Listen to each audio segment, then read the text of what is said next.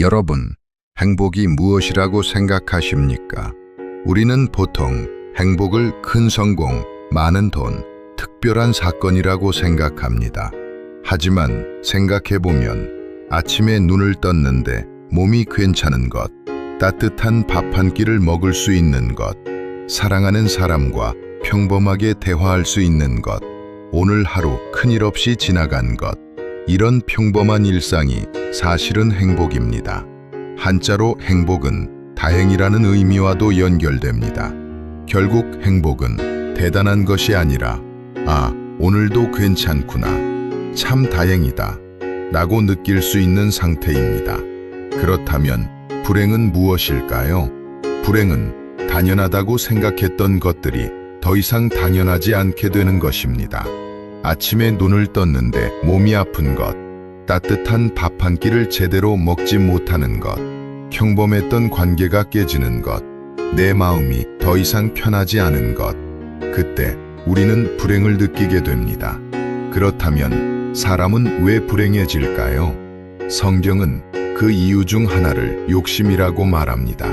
야고보서 1장 14절과 15절에는 사람이 시험을 받는 것은 자기 욕심에 끌려 미혹되기 때문이고 욕심이 죄를 낳고 죄가 장성하면 사망을 낳는다고 말씀합니다. 그런데 여기서 중요한 것이 있습니다. 욕구와 욕심은 다릅니다.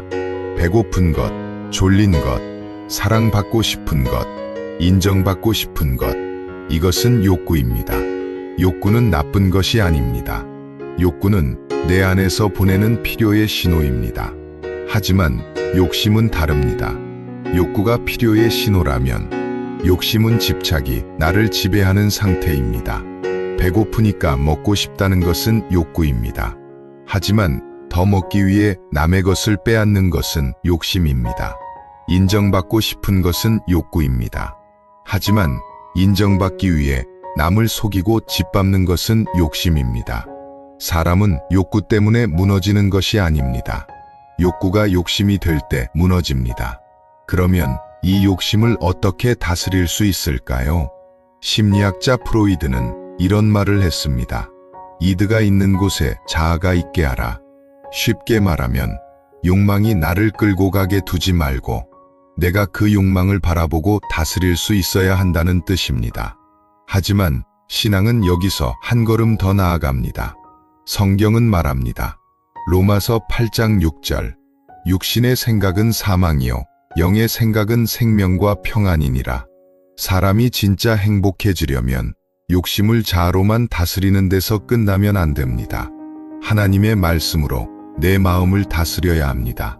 왜냐하면 성경은 행복보다 더 깊은 것을 말하기 때문입니다. 그것은 바로 평안입니다. 행복은 상황이 좋을 때 느끼는 감정일 수 있지만 평안은 상황이 완벽하지 않아도 마음이 무너지지 않는 힘입니다.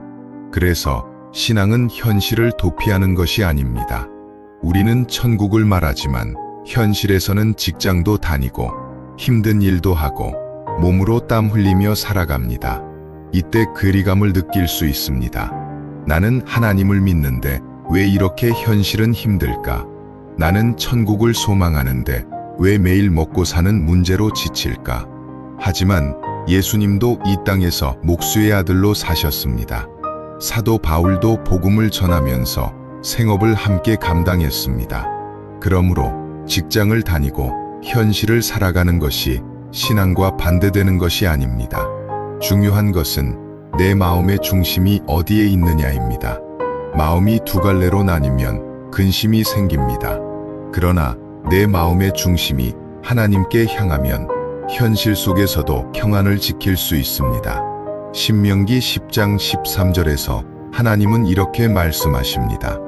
내가 오늘날 내 행복을 위하여 내게 명하는 여호와의 명령과 규례를 지킬 것이 아니냐. 하나님은 우리를 억압하기 위해 명령을 주신 것이 아닙니다. 우리의 행복을 위해 말씀을 주셨습니다.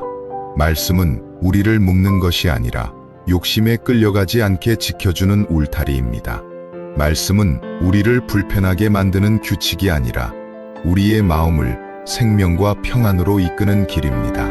그러므로 진짜 행복은 내 욕심을 다스리는 데서 시작되고, 진짜 평안은 하나님의 말씀으로 내 마음이 다스려질 때 찾아옵니다. 사랑하는 여러분, 오늘도 하나님이 계셔서 참 다행입니다. 말씀이 있어서 참 다행입니다.